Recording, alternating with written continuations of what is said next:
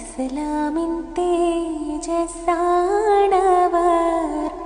കശഫ് കറാമത്തേറ്റി ഖൈറായ ദീനെ പോ. Good to see you. No greater friend. This is good. Wow. How do you see what you want? You see, look at the color. Thank you.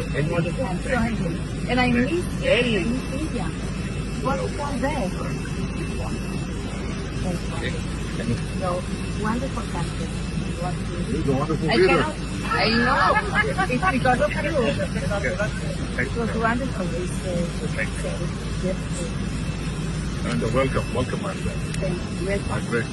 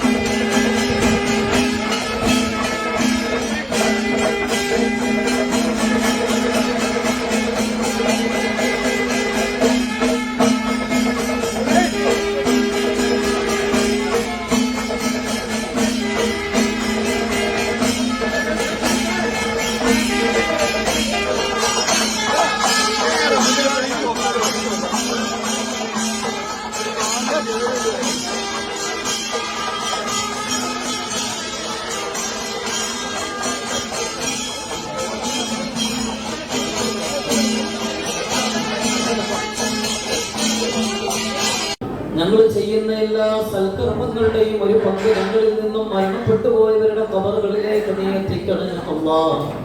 ഞങ്ങളിൽ പലരുടെയും പിതാക്കന്മാരും ഉമ്മമാര്, പലരുടെയും ഭാര്യമാരും മക്കളൊക്കെ ഖബറിലുള്ളവരുടെ റഹ്മാനെ, നീ അവരുടെ ഖബറുകൾ കണ്ടെത്താ ദൂരത്തോളം വിശാലമാക്കണേ അല്ലാഹ്. സ്വർഗീയ അനുഭൂതികളും ആസ്വാദനങ്ങളും നൽകി നീ അവരെ അനുഗ്രഹിക്കണേ അല്ലാഹ്. അല്ലാഹുവേ റബ്ബേ, ജീവിച്ചിരിക്കുന്ന ഞങ്ങളുടെ മാതാപിതാക്കൾ, ഭാര്യ സന്താനങ്ങൾ, സഹോദരങ്ങൾ, ഞങ്ങളുടെ അഭ്യുദയകാംക്ഷികൾ എല്ലാവർക്കും നീ ആരോഗ്യത്തോടു കൂടിയുള്ള ദീർഘായുസ് നൽകി അനുഗ്രഹിക്കണം അല്ലാഹ്. ഇന്നത്തെ നോമ്പ് തുറയിലോട്ട് റബ്ബേ ഇവിടെ എത്തിച്ച ഈ സംഘാടകർ റബ്ബേ, നീ അവർക്ക് അർഹമായ പ്രതിഫലം നൽകണേ അല്ലാഹ്. ഈ നോമ്പ് തുറ സംഘടിപ്പിച്ച ഇവരെ നീ അനുഗ്രഹിക്കണേ റഹ്മാനെ. അല്ലാഹുവേ, ഇവരിൽ നിന്നും ഒരുപാട് പ്രിയപ്പെട്ട ആളുകൾ ഖബറിലാണ്. അവരുടെ ഖബറുകളിലേക്ക് ഇഫ്താറിന്റെ പ്രതിഫലത്തെ നീ എത്തിക്കണേ അല്ലാഹ്. പല നീയത്തോടുകൂടി ഈ ഇഫ്താറിലേക്ക് സംഭാവനകൾ നൽകി ഒരുമിച്ച് കൂട്ടായ്മയെ നീ സ്വീകരിക്കണേ റഹ്മാനെ. പല നീയത്തുകളുമായിട്ട് സംഭാവനകൾ നൽകിയവരുണ്ട്. പ്രിയപ്പെട്ട പിതാവ് രോഗിയാണ്, മാതാവ് രോഗിയാണ്, ഭാര്യ രോഗിയാണ്. ഇതുപോലെയുള്ള ആവശ്യങ്ങൾ ഉന്നയിച്ച് പ്രത്യേകം ദുആ ചെയ്യണമെന്ന് വസിയത്ത് ചെയ്തവർ ഇവരുടെ കൂട്ടത്തിലുണ്ട്. ശിഫാ നൽകണേ അല്ലാഹ്, സലാമത്ത് നൽകി അനുഗ്രഹിക്കണേ അല്ലാഹ്. അല്ലാഹുവേ റബ്ബേ, ഇവരോടൊപ്പം മുൻകഴിഞ്ഞ കാലങ്ങളിൽ ഉണ്ടായിരുന്നവർ ഇപ്പോൾ മരിച്ചു പോയവർ അവർക്കൊക്കെ നീ സ്വർഗ്ഗം നൽകി അനുഗ്രഹിക്കണേ അല്ലാഹ്. ജന്നാത്തുൽ ഫിർദൗസ് നൽകി അനുഗ്രഹിക്കണേ അല്ലാഹ്. ഇതിന്റെ പ്രാസ്ഥാനിക ബർക്കത്ത് നൽകി അനുഗ്രഹിക്കണേ അല്ലാഹ്. എല്ലാവർക്കും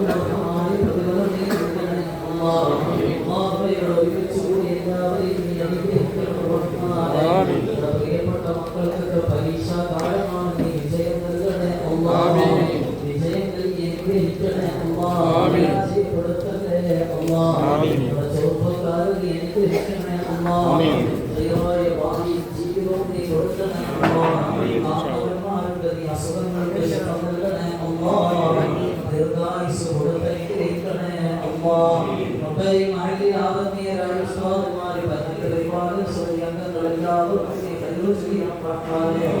നിന്റെ ഈ പള്ളിക്ക് വേണ്ടി ആത്മാർത്ഥമായിട്ട് ഇഖ്ലാസോടുകൂടി നിന്റെ പൊരുത്തം മാത്രം ആഗ്രഹിച്ച ആരെല്ലാം നാളെ വരെ സേവനം ചെയ്തിട്ടുണ്ടോ അവർക്കൊക്കെ നീ അർഹമായ പ്രതിഫലം കൊടുക്കണേ അല്ലാഹ്.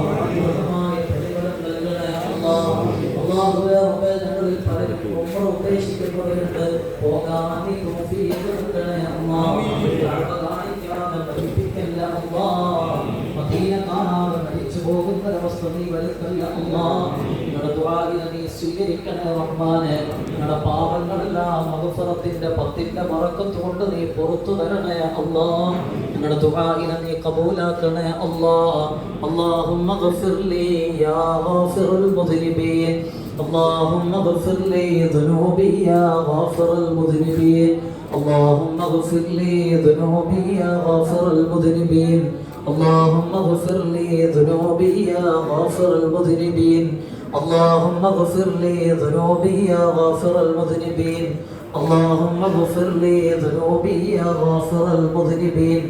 اللهم اغفر لي ذنوبي يا غافر المذنبين. اللهم اغفر لي ذنوبي يا رب العالمين. اللهم اغفر لي ذنوبي يا رب العالمين. اللهم اغفر لي ذنوبي يا رب العالمين. പ്രിയപ്പെട്ടവരെ, പാരിഷ ടീച്ചറാണ്. ഇന്ന് പരിശുദ്ധ റമദാൻ മാസത്തിലെ 3-ാം ദിവസം. ഇന്നായിരുന്നു ഈ മാസത്തെ എന്റെ PTH ഡ്യൂട്ടി. കഴിഞ്ഞ 1.5 വർഷക്കാലമായി PTHന്റെ വളണ്ടിയർ ആയതുകൊണ്ട് തന്നെ കിടപ്പ് രോഗികളെ ഓരോ വീട്ടിലും പോയി സന്ദർശിക്കാനും അവർക്ക് ആവശ്യമായ പരിചരണവും പരിഗണനയും സ്നേഹവും നൽകി വരാൻ സാധിച്ചു എന്നുള്ളത് ഏറെ സംതൃപ്തി നൽകുന്ന ഒന്നാണ്. ഈ ഒരു പുണ്യ സേവനം എനിക്ക് ചെയ്യാൻ സാധിക്കുന്നത് ഞാനൊരു ഇന്ത്യൻ യൂണിയൻ മുസ്ലിം ലീഗുകാരി ആയതുകൊണ്ടാണെന്നുള്ള ഉത്തമ ബോധ്യം എനിക്കുണ്ട്. കേവലം രാഷ്ട്രീയത്തിനപ്പുറം ജാതി ഭേദമന്യേ ഇങ്ങനെയുള്ള കാര്യങ്ങൾക്ക്, പ്രത്യേകിച്ച് CS സെന്റർ, PTH, വൈദ്യുറഹ്മ പോലുള്ള നല്ല കാര്യങ്ങൾക്ക് പ്രാധാന്യം നൽകുന്നത് കൊണ്ട് തന്നെയാണ് എന്റെ മുസ്ലിം ലീഗ് പാർട്ടി ഇന്നും ഒരു വിസ്മയമായി നിലകൊള്ളുന്നത്. ഇന്ന് സിനി സിസ്റ്ററും ഞാനും കയറും നമ്മുടെ കലാമൊക്കെയുമായിരുന്നു ഡ്യൂട്ടിയിലുണ്ടായിരുന്നത്. ഓരോ വീട്ടിലേക്ക് കയറി ചെല്ലുമ്പോഴും അവിടെയുള്ള കിടപ്പ് രോഗികളുടെ മുറിവുകളിൽ മരുന്ന് വെച്ച് കെട്ടിക്കൊടുക്കുമ്പോഴും ആവശ്യമായ ശുശ്രൂഷകൾ നൽകുമ്പോഴും രോഗികളുടെ മുഖത്ത് കാണുന്ന പ്രതീക്ഷയും സന്തോഷവും, അതിനെല്ലാം അപ്പുറം ആ വീട്ടുകാർക്കുണ്ടാവുന്ന ആശ്വാസവും വാക്കുകളാൽ പറഞ്ഞറിയിക്കാൻ പറ്റുന്ന ഒന്നല്ല. പല രോഗികളുടെയും അവസ്ഥകൾ നേരിൽ കാണുമ്പോൾ എത്ര ഭാഗ്യവാന്മാരാണ് നമ്മളെന്ന് തോന്നിപ്പോവാറുണ്ട്. രോഗം കൊണ്ട് പൊറുതിമുട്ടുന്നവർക്ക് എത്രയും വേഗം അവരുടെ രോഗം ശിഫ നൽകി കൊടുക്കുമാറാവട്ടെ എന്ന് പ്രാർത്ഥിക്കുന്നു. അവരുടെ വേദനകൾക്കിടയിൽ നമ്മളെപ്പോലുള്ളവർക്ക് ഒരു സമാധാനമാവാൻ സാധിക്കുന്നു എന്നുള്ളത് തന്നെയാണ് ഈ ദുനിയാവിൽ നമുക്ക് ചെയ്യാൻ പറ്റുന്ന ഏറ്റവും വലിയ കാര്യമെന്ന് വിശ്വസിക്കുന്ന ഒരാളാണ്. നമ്മുടെ ഈ പ്രവർത്തനങ്ങൾ കണ്ട് സേവന സന്നദ്ധരായ പലരും ഇതിൽ പങ്കുചേരാൻ ഇങ്ങോട്ട് സമീപിക്കാറുണ്ട് എന്നുള്ളതും ഏറെ സന്തോഷം നൽകുന്ന ഒന്നാണ്. WHO-യുടെ 7 ദിവസത്തെ ട്രെയിനിങ് ലഭിച്ചവർക്കാണ് PTH വളണ്ടിയർ ആവാൻ സാധിക്കുന്നത്. ഡോക്ടർമാരുടെയും ആരോഗ്യ വിദഗ്ധരുടെയും കൃത്യമായ നിർദ്ദേശങ്ങൾ അനുസരിച്ച് ഒരു നഴ്സിന്റെ കീഴിലാണ് ഈ ഒരു സേവനം നമ്മൾ ചെയ്യുന്നത്. അതുകൊണ്ട് തന്നെ എല്ലാ രോഗികൾക്കും ശരിയായ പരിചരണവും കരുതലും നൽകാൻ PTH വളണ്ടിയർമാർക്ക് സാധിക്കുന്നു എന്നുള്ളതും ഏറെ അഭിമാനത്തോടുകൂടി പറയേണ്ട ഒന്നാണ്. എല്ലാവർക്കും നന്മകൾ മാത്രം നേരുന്നുകൊണ്ട് സ്നേഹത്തോടെ ഫാരിഷ ടീച്ചർ.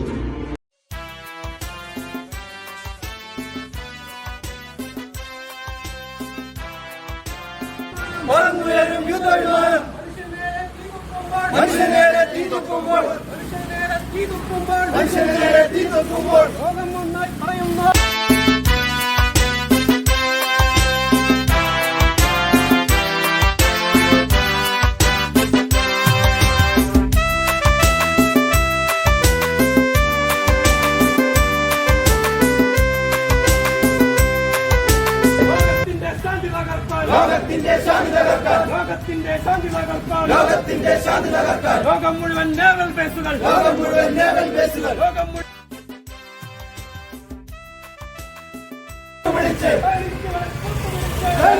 കൂട്ടുപിടിച്ച് ലോകം മുഴുവൻ നാശം വിതച്ച്